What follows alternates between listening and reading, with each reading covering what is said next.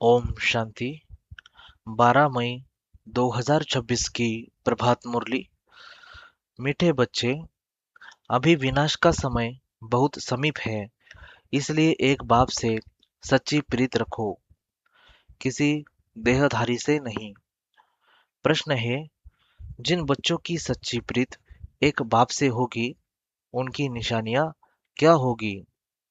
उत्तर है, एक, उनका बुद्धि योग किसी भी देहधारी के तरफ जा नहीं सकता।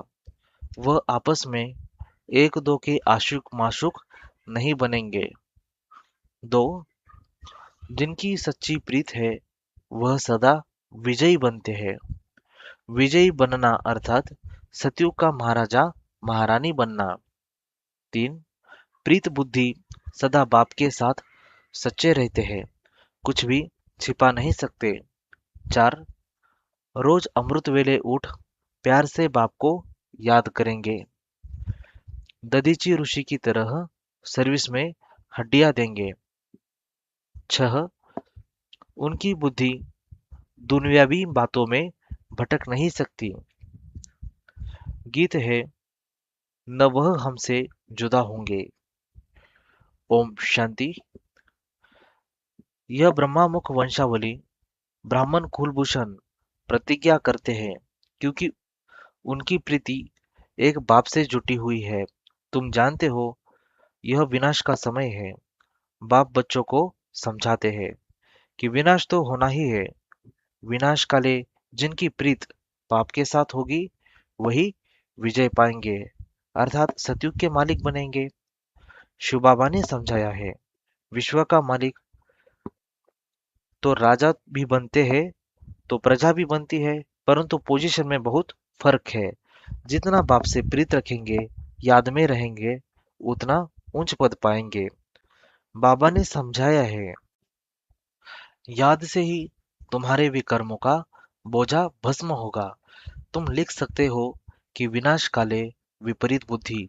यह लिखने में कोई डर की बात नहीं है। बाप कहते हैं, मैं खुद कहता हूँ कि उनका विनाश होगा और प्रीत बुद्धि वालों की विजय होगी। बाबा बिल्कुल क्लियर कह देते हैं, इस दुनिया में प्रीत तो कोई की है नहीं, तुम्हारी ही प्रीत है। बाबा कहते हैं, बच्चे, परमात्मा और श्री कृष्ण की महिमा अलग अलग लिखो तो सिद्ध हो जाए कि गीता का भगवान कौन है। यह तो जरूरी है ना। दूसरा बाबा समझाते हैं, ज्ञान का सागर, पतित पावन परमपिता या पानी की नदियाँ। ज्ञान गंगा व पानी की गंगा, यह तो बहुत सहज है ना। दूसरी बात, जब प्रदर्शनी करते हो तो सबसे पहले निमंत्रण देना चाहिए। गीता पाठशाला वालों को निमंत्रण देना चाहिए। वह तो ढेर है, उन्हों को खास निमंत्रण देना चाहिए जो श्रीमद् भगवत गीता का अभ्यास करते हैं। उनको पहले निमंत्रण देना चाहिए, क्योंकि वही भूले हुए हैं और सभी को भुलाते रहते हैं। उनको बुलाना चाहिए कि अब आकर जज करो, फिर जो समझ में आए सो करना। तो मनुष्य भी समझे, यह गीता वालों को बुलाते हैं, शायद इन्हों का गीता पर ही प्रचार है। गीता से ही स्वर्ग की स्थापना हुई है। गीता की बहुत महिमा है, परंतु भक्ति मार्ग की गीता नहीं। गीता की बहुत महिमा है, परंतु भक्ति मार्ग की गीता नहीं। बाप कहते हैं, मैं तुम्हें सत्य ही सत्य बताता हूँ। मनुष्य जो अर्थ करते हैं वह बिल्कुल रॉन्ग है, गलत है। कोई भी सत्य नहीं कहते, मैं ही सत्य बताता हूँ। परमात्मा को सर्वव्यापी कहना भी सत्य नहीं है। यह सब विनाश को प्राप्त होंगे और कल्प कल्प होते भी है। तुमको पहली पहली मुख्य बात यह समझानी है। बाप कहते हैं, यूरोपवासी यादवों की है विनाश काले विपरीत बुद्धि। विनाश के लिए अच्छी रीति तैयारियां कर रहे हैं, परंतु पत्थर बुद्धि समझ नहीं सकते। तुम भी पत्थर बुद्धि थे, अब पारस बुद्धि बनना है। पारस बुद्धि थे, फिर पत्थर बुद्धि कैसे बने हैं, यह भी वंडर है ना। बाप को कहा ही जाता है, नॉलेजफुल, मर्सीफुल। बाकी जो अपना ही कल्याण करने नहीं जानते, वह दूसरों का कल्याण कैसे करेंगे। जो नॉलेज ही धारण नहीं करते तो पद भी ऐसा पाते हैं, जो सर्विसेबल है वही उच्च पद पाएंगे। उनको ही बाप प्यार भी करते हैं, नंबरवार पुरुषार्थ अनुसार होती ही है। कई तो यह भी समझते नहीं कि हमारी बाप से प्रीत नहीं है तो पद भी नहीं मिलेगा, चाहे सगे बने व सौतेले बने। विनाश काले प्रीत बुद्धि नहीं होगी, बाप को फॉलो नहीं करेंगे तो जाकर कम पद पाएंगे।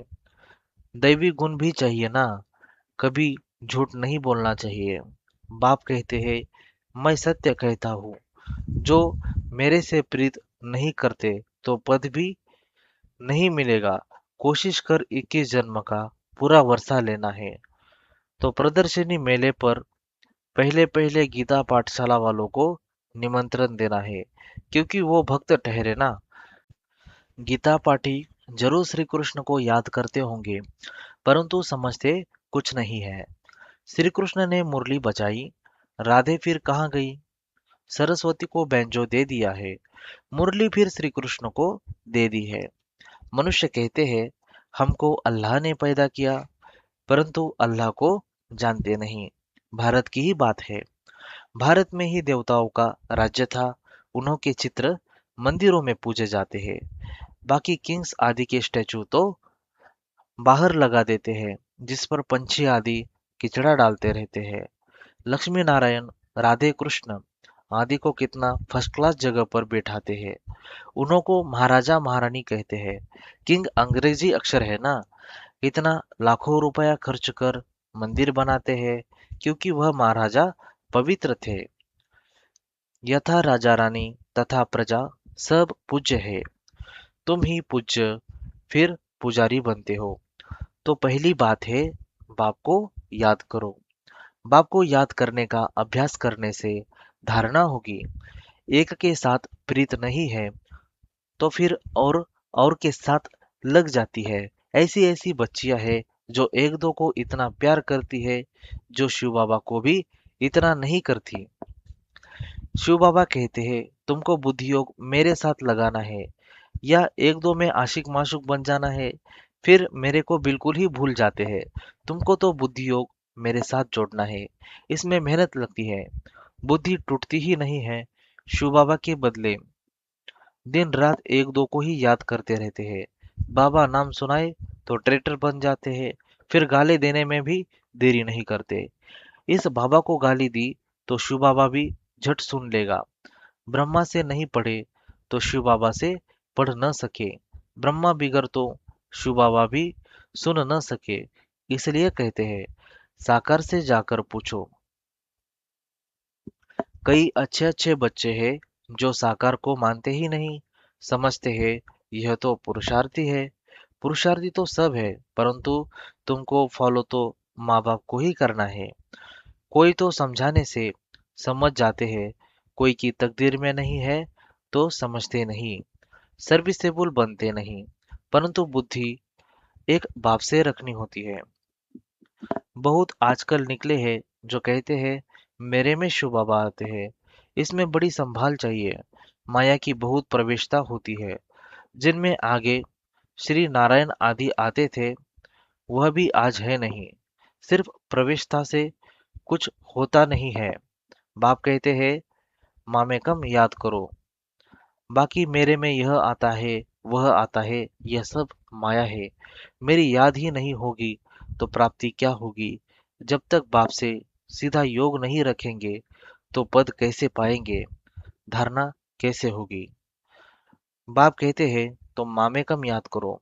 ब्रह्मा द्वारा ही मैं समझाता हूँ, ब्रह्मा द्वारा ही स्थापना हुई है। त्रिमूर्ति भी जरूर चाहिए। कोई तो ब्रह्मा का चित्र देख बिगड़ते हैं, कई फिर श्री कृष्ण के 84 जन्म देख बिगड़ते हैं, चित्र फाड़ भी डालते हैं। अरे यह तो बाप ने चित्र बनवाए हैं। तो बाप बच्चों को समझाते हैं, भूलो मत, सिर्फ बाप को याद करते रहो। बांधेलियों को भी रड़ियां नहीं मारनी है, घर में बैठे बाप को याद करती रहो। बांधेलियों को तो और ही उच्च पद मिल सकता है। तुम बच्चों को ज्ञान देने वाला है ही एक ज्ञान का सागर। स्पिरिचुअल नॉलेज एक बाप के सिवाय और कोई में है नहीं। ज्ञान का सागर एक परमपिता परमात्मा ही है, उसको ही लिबरेटर कहा जाता है। इसमें डरने की क्या बात है? बाप बच्चों को समझाते हैं, बच्चों को फिर औरों को समझाना है। बाप कहते हैं मुझे याद करो, तो सदगति को पाएंगे। सतयुग में है राम राज्य, कलयुग में नहीं है। सतयुग में तो एक ही राज्य है। यह सब बातें तुम्हारे में भी नंबरवार है। जिनकी बुद्धि में धारण होती है, जिनको धारणा नहीं होती है, विनाशकाली विपरीत बुद्धि कहेंगे, पद पा नहीं सकेंगे।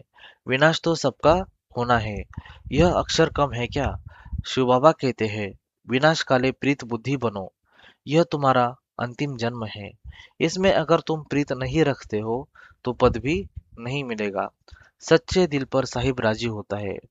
दधीची ऋषि मिसल सेवा में हड्डियां देनी है। कभी कोई पर ग्रहचारी बैठती है तो नशा ही उड़ जाता है। फिर अनेक प्रकार के तूफान आते रहते हैं। मुख से कहते हैं इससे तो लौकिक के पास चले जाए, यहाँ तो कोई मजा नहीं है। वहां तो नाटक बाइस्कोप आदि खूब है। जो इन बातों पर हिरे हुए हैं वह यहाँ ठहर न सके, बड़ा मुश्किल है। हाँ, पुरुषार्थ से ऊंच पद भी पा सकते हैं। खुशी में रहना चाहिए। बाबा खुद कहते हैं सुबह को उठकर नहीं बैठता हूँ तो मजा ही नहीं आता है। लेटे रहने से कभी कभी झुटका आ जाएगा, उठकर बैठने से अच्छी पॉइंट्स निकलती है, बड़ा मजा आता है। अभी बाकी थोड़े दिन हैं, हम विश्व की बादशाही ले रहे हैं बाप से। यह बैठकर याद करे तो भी खुशी का पारा चढ़े। सुबह को चिंतन चलता है तो दिन को भी खुशी रहती है। अगर खुशी नहीं रहती तो जरूर बाप से प्रीत बुद्धि नहीं है। अमृत वेले एकांत अच्छी होती है। जितना बाप को याद करेंगे उतना खुशी का पारा जड़ेगा। इस पढ़ाई में गृहचारी बैठती है क्योंकि बाप को भूलते हैं।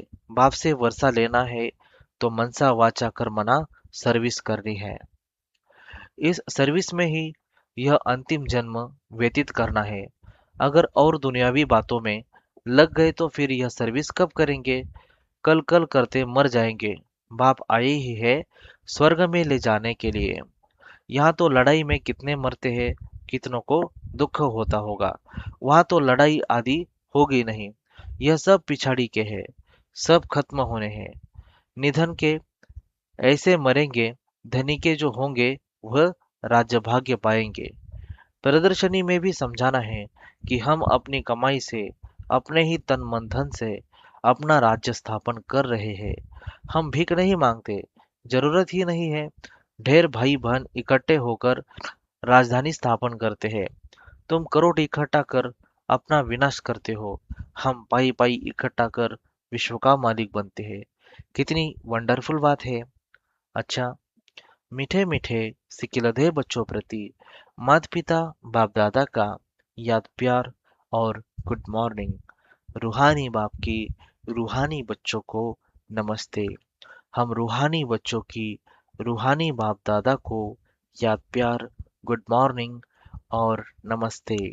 वाह बाबा वाह, शुक्रिया बाबा, शुक्रिया आपका, पद्मा पदम शुक्रिया। धारणा के लिए मुख्य सार है अमृत वेले एकांत में बैठ बाप को प्यार से याद करना है। दुनियावी बातों को छोड़ ईश्वरीय सेवा में लग जाना है। बाप से सच्चे दिल रखने हैं। आपस में एक दो के आशिक माशुक नहीं बनना है। प्रीत एक बाप से जोड़नी है, देहधारियों से नहीं। वरदान है सर्व शक्तियों की संपत्ति से संपन्न बन, दाता बनने वाले विधाता वरदाता भव। सर्व शक्तियों की संपत्ति से संपन्न बन, दाता बनने वाले विधाता वरदाता भव। जो बच्चे सर्व शक्तियों के संपत्तिवान हैं वही संपन्न और संपूर्ण स्थिति के समीपता का अनुभव करते हैं। उनमें कोई भी भक्तपन के व भिखारीपन के संस्कार इमर्ज नहीं होते। बाप की मदद चाहिए, आशीर्वाद चाहिए, सहयोग चाहिए, शक्ति चाहिए। यह चाहिए शब्द दाता विधाता वरदाता बच्चों के आगे शोभते ही नहीं। वे तो विश्व की हर आत्मा को कुछ न कुछ दान व वरदान देने वाले होते हैं। स्लोगन है, हर आत्मा को कोई न कोई प्राप्ति कराने वाले वचन ही सतवचन है। हर आत्मा को कोई न कोई प्राप्ति कराने वाले वचन वही सतवचन है। अच्छा, ओम शांति।